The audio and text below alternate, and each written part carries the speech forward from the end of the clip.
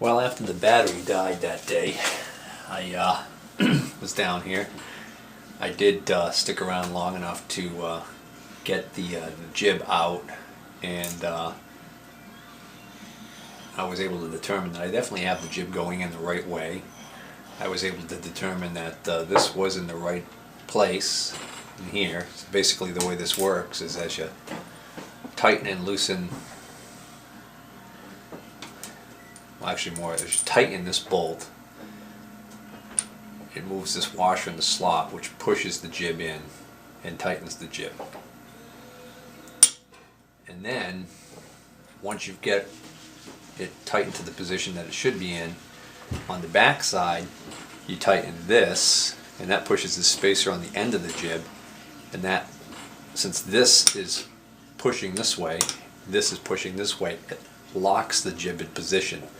If this wasn't on the other side to lock it in position, what would happen is, because of the free play of this in this slot right here, as you move the table forward and backward, the jib could move that small amount, which doesn't seem like much, but that would cause the thing to loosen up.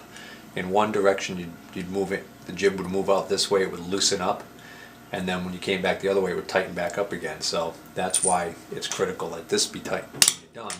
And you can't over tighten this, because over tightening this, if you're pushing the jib from both ends like that too hard, you can actually distort the jib, and that's bad.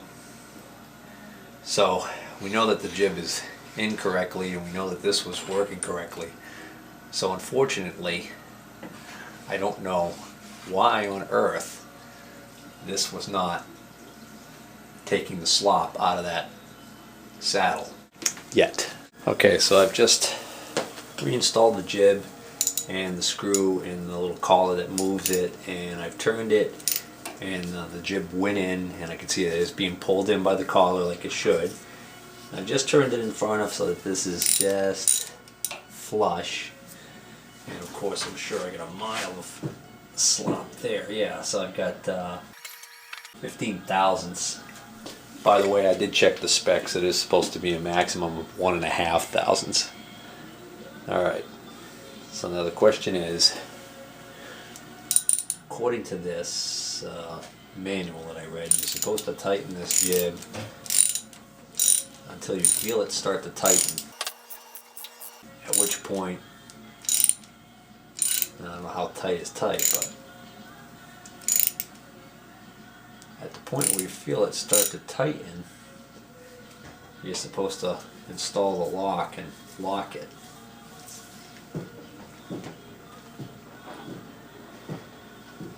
It doesn't feel tight at all. Now what I'm watching for now is how far I'm going in. There's a hole in the side here that, under this locking lever, there's a little piece that pushes on the jib, so that when you crank this down it locks the table. And if that hole starts to become overly exposed, then I know that that's definitely a lot further in than it was ever intended to go. I guess it's possible that there's just extreme wear. 11 thousandths. 9 thousandths. Still 9 thousandths.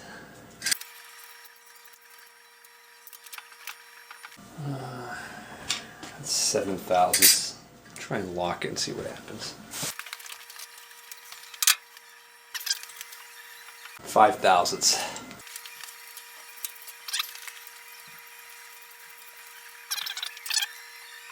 4 thousandths.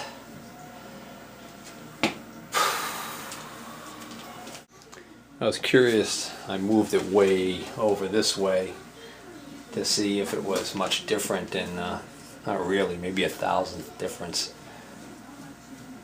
So it seems like I've got excessive wear along the whole table here. Either that or it's the jib itself. I could probably get a replacement jib from Wells Index. Imagine that would not be cheap. I was reading online last night, and apparently some people have had luck putting shims behind the jib as a fix for this situation, so might have to try that. I'm at the point now where if I adjust it any further in, I'm going to really not be in a good position for this lock to work correctly. Not only that, but then I end up with that problem where that head's going to start to stick out on the other end there and cause a problem. So let me get that jib out. Take a look at that again. I'll show you how I got the jib out. So to remove the jib, first I take out this locking bolt and spacer, and then I just take a bolt, stick it on there, and then I've got this piece of brass rod, and just move the table over and wedge this in here. So now as I crank the table in that way, that bolt's going to push the jib out, and then of course I just have to make sure this is loose. Come on. Now what I found when I did this Sunday morning was that as you try and push this out, that round locking collar has a tendency to cock in the bore and get jammed. So found that if I put the bolt in, not threaded it, but just put it in there so that I can keep it kind of straight, then it comes right out. Alright, that's at the limit. I've hit the brass rod on the other side, I think. Or not. Oh, I've hit the end of the bolts travel. Doesn't matter though, because this is out. Looks like there is a lot of wear on this. Now this is the side that doesn't move and doesn't wear, so this is the side that I could put shim on. Of course I've got to be wary that I don't block this groove and hole. That's where the oil travels through in the automatic oiling system to come out here and fill these galleys.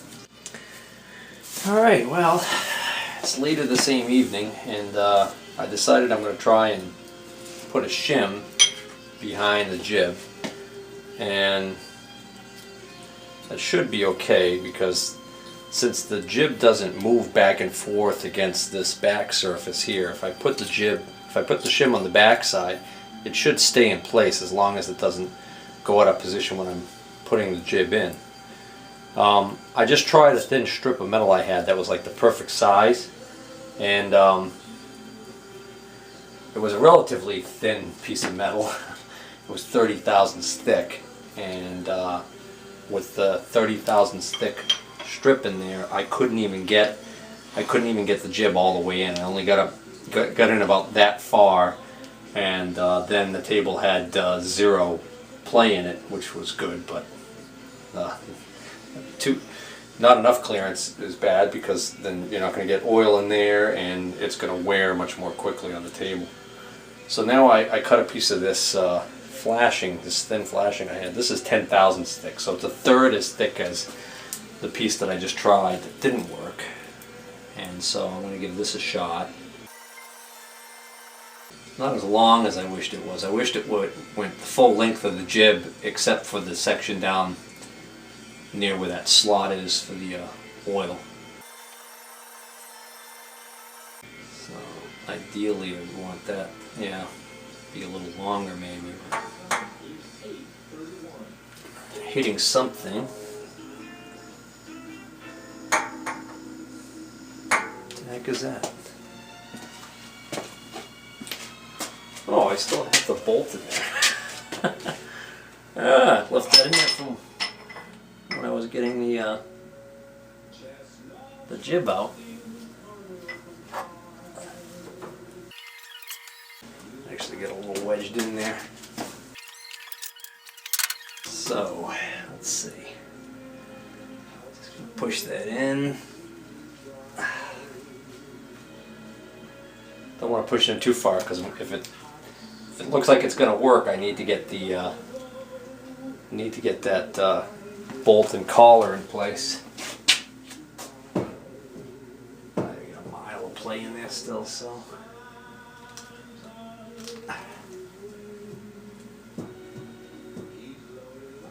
All right, that's 8/1000ths. So I'm gonna try that.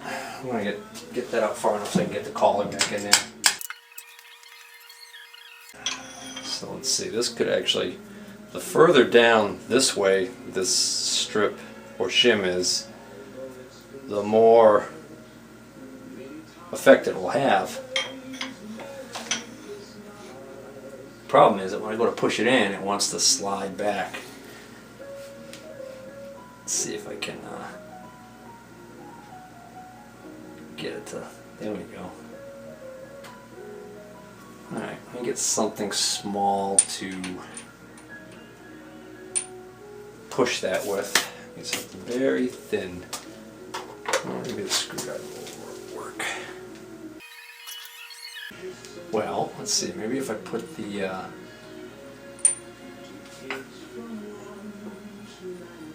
get that started.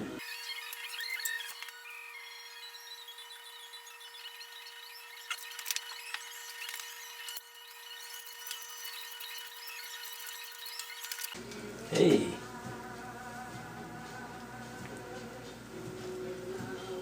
It's better because I'm getting only 3/1000ths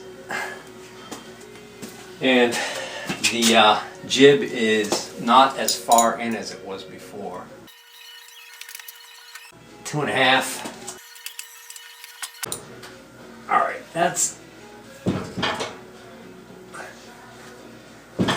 1/1000th right there, but it's not snapping back the way I hoped it would. But let me see, maybe after I lock it.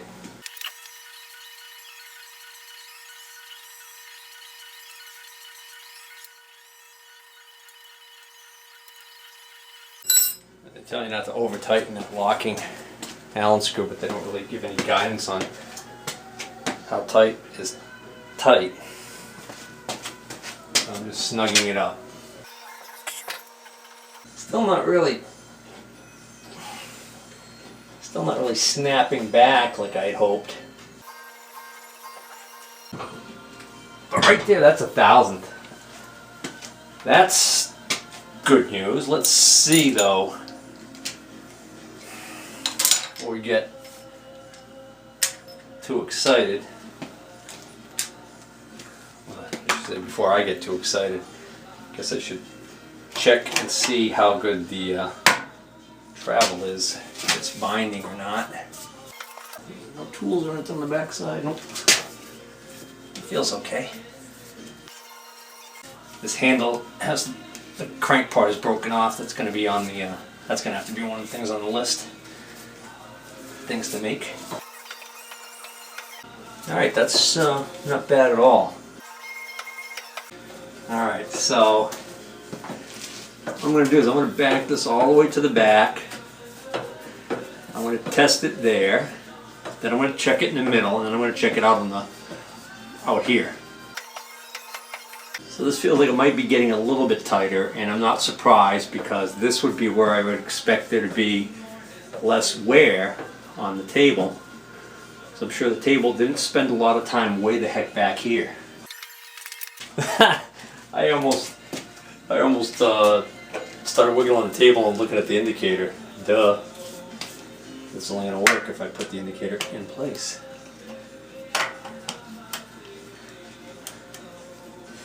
Alright. That's like 1/1000th. That's a little tight.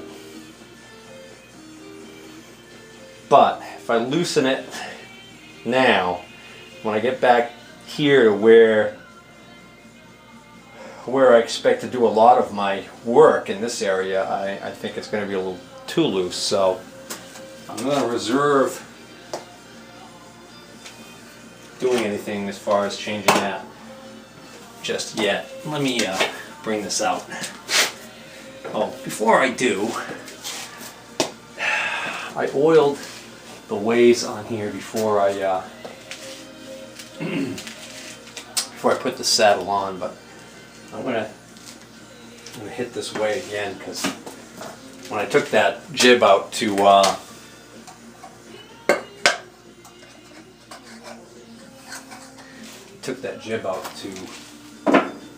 check it out and everything, I wiped it off, so I took the oil that was on it off.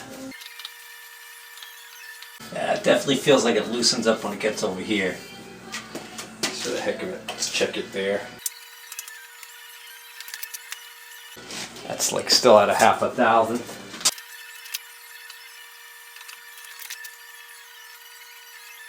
It's probably 1,000th to 1,000th and a half right there, which is within the tolerance. It's about 1,000th and a half right there. Okay. I'm actually breaking a sweat wrenching on that thing. Alrighty. By the way, I want to take a moment to mention once again. I mentioned once before when I was buying this mill that I had seen Keith Rucker's videos, and he's got this same model mill, and his walk around talk about his mill was a major motivator in me wanting to buy this particular mill. What he said about the Wells Index machine really convinced me that it was worth looking into. Anyways, he has another video where he talks about adjusting the gibs on all of the 3 gibs on his machine, and he talks about that he got it out of his owner's manual, and I'm not entirely sure, but I may very well be actually using the same exact owner's manual, because he's affiliated with a website that has a lot. I'll put the when I'm editing this, I'll put the link up. But he's affiliated with a website that has a lot of really great information on older machines, and they have a lot of manuals that are scanned in by members and put online for people to be able to download and look at. And so I've got a PDF file of a Wells Index manual, and I think, if I recall correctly, that the person who uploaded it was Keith. So anyways, thanks to his efforts, I believe, I have a scan PDF of the manual for this machine. Now, that being said, when I watched Keith do his video of adjusting the gibs, I saw a couple of things he did that I didn't quite, I guess I didn't agree with, and he's got a lot more experience than I do, even though he constantly says that that's not his main vocation, that he's got another job, and that this is a hobby for him. But he's got a lot more knowledge because he's been doing it longer and doing more of it. So anyways, I bow to his expertise, but I do differ with him on this point. And in the manual, there are actually some sketches of the mill showing the locations where you're supposed to put the indicator to take certain measurements for the wear or the adjustment of the gibs. When he had his indicator on the mill to measure the saddle, he had the base on the knee, but he was indicating on this surface here, which is the side of the table. And so I want to make sure I don't have this wrong. I'm pretty sure that's what it was. But what he was doing by doing that was, when he was wiggling his table and trying to measure the free play of his saddle to the knee, he was actually measuring. That was actually being compounded by the fact that he was taking an indicator reading up here. Now, true, he had already tightened the jib on the table, but it's still a little tiny bit of error that's going to be in there. And I wasn't quite sure why he had done that. In other words, instead of indicating off of here, where I am, he was indicating off of up here. But he was still on, I believe, on the base here, on the top of the knee.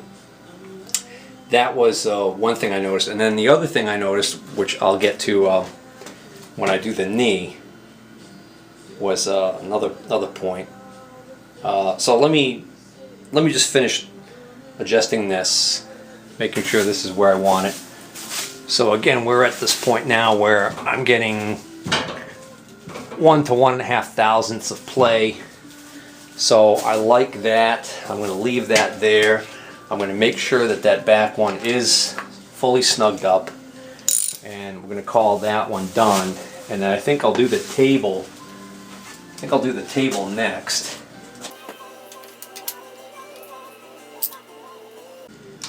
Yeah, that's pretty tight, that locking. Yeah, and I'm still at under 2 thousandths. I'm at about 1 to 1.5 thousandths. I'm still not getting, well, it is going back now, but it's not snapping back, which according to the manual you want that, so that's a little bothersome.